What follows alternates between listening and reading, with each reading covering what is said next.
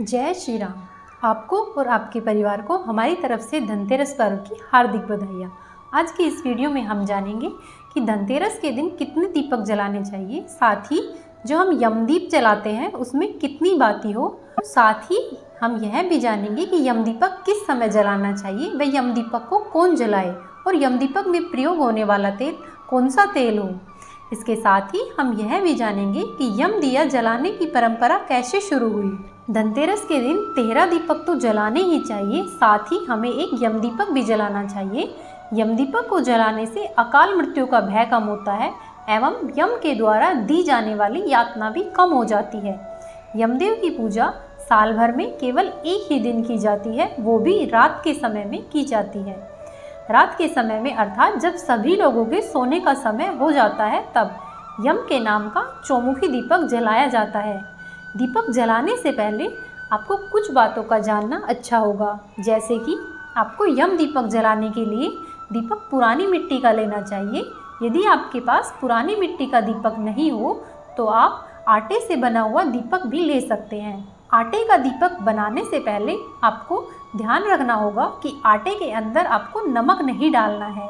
बिना नमक के आटे से ही आप यम के नाम का दीपक तैयार करेंगे एवं उसी दीपक को प्रज्वलित करेंगे। वैसे तो यम के दीपक में हम तिल के तेल का, सरसों के तेल का एवं घी का प्रयोग कर सकते हैं, लेकिन सबसे अच्छा सरसों के तेल का प्रयोग करना माना गया है। यम का दीपक हमेशा चौमुखी ही जलाया जाता है। इसके लिए आपको यम दीपक में 4 बातियां अलग अलग से डालनी होगी। दीपक में हम 4 बातियां इसलिए डालते हैं ताकि यमदेव हमारी चारों दिशाओं से रक्षा कर सके एवं साथ ही चारों दिशाओं से आने वाली अकाल मृत्यु के भय से हमें बचाए और हमारे परिवार को कभी भी अकाल मृत्यु का भय नहीं सताए। व परिवार के सभी सदस्य स्वस्थ एवं खुशहाल रहे।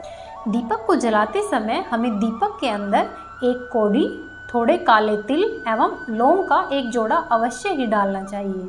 इसके साथ ही साथ यह भी ध्यान रखना चाहिए कि जब हम दीपक को जलाएं तो परिवार के सभी सदस्य घर के अंदर आ गए हों।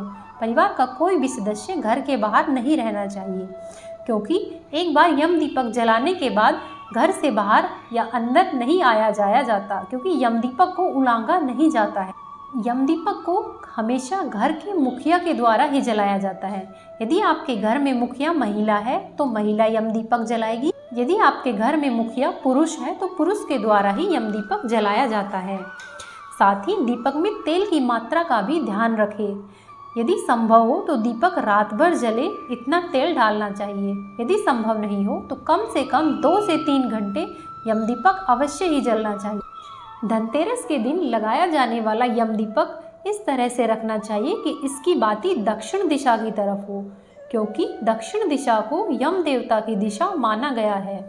एवं साथ ही दीपक को जलाने से पहले दीपक के नीचे आपको आसन अवश्य ही प्रदान करना चाहिए।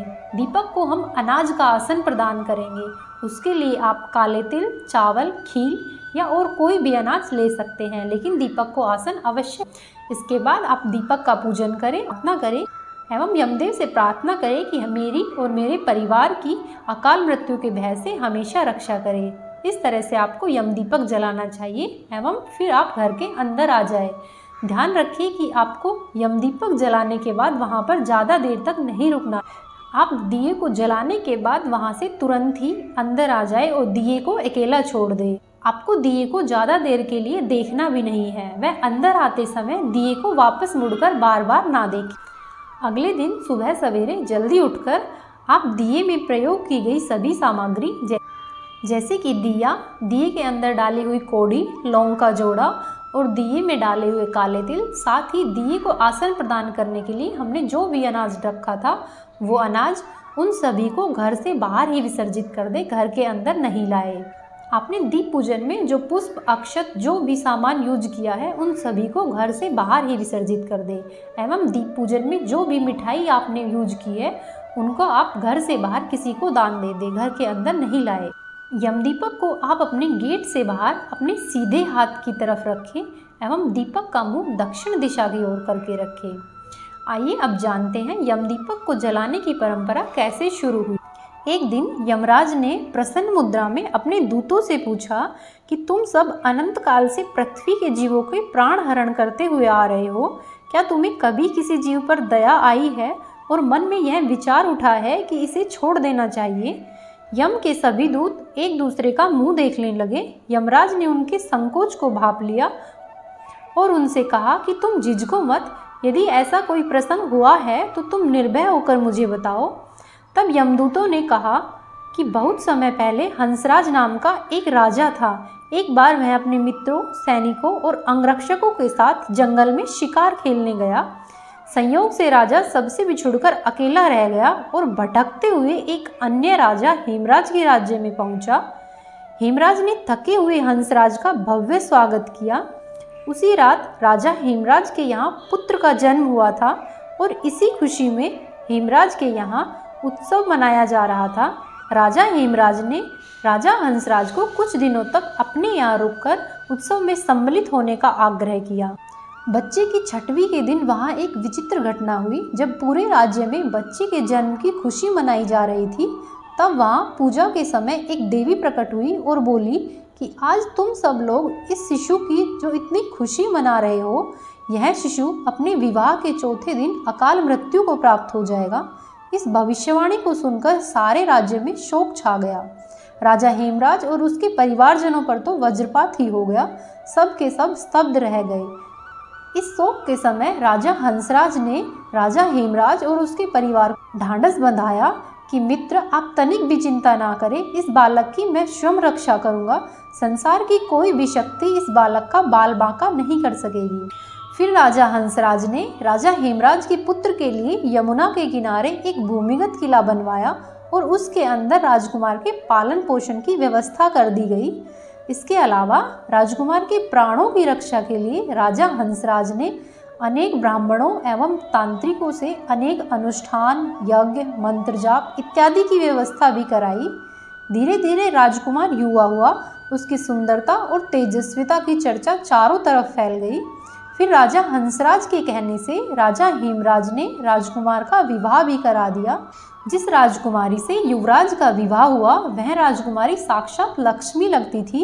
इतनी सुंदर वर वधू की जोड़ी जीवन में किसी ने नहीं देखी थी। लेकिन विधि का विधान कौन टाल सकता है। विवाह के ठीक चौथे दिन यम के दूत राजकुमार के प्राण हरने आ पहुँचे। अभी राज्य में मांगलिक समारोह चल ही रहा था। राजपरिवार और प्रजा के सभी लोग खुशियां मनाने में मग्न थे। राजकुमारी और राजकुमार की छवि देखकर यम के दूत भी विचलित हो उठे, किंतु राजकुमार के प्राण हरने का अप्रिय और कठिन कार्य उन्हें करना ही पड़ा। यमदूत जिस समय राजकुमार के प्राण लेकर चले, उस समय ऐसा हाहाकार मच गया कि वहाँ का दृश्य बहुत ही दारुण था और वहाँ के सभी लोग रोने लगे, जिससे दुखी होकर यमदूत स्वयं भी रोने लगे। इस पर एक दूत ने सिर झुकाकर निवेदन किया, मृत्युदेव, ऐसे प्रसंग तो कम ही आए हैं, किंतु एक घटना अवश्य हुई है जिसकी स्मृति मुझे आज भी विहल कर देती है। यह कहते हुए दूत ने हेमराज के पुत्र के प्राणहरण की घटना यमराज को सुनाई। इस दुखद प्रसंग से यमराज भी विचलित हो उठे। इसे लक्ष्य करके दूत बोले, हे नाथ, यदि कोई ऐसा उपाय है जिससे अकाल मृत्यु से प्राणियों को छुटकारा मिल सके तो कोई ऐसा उपाय बताइए।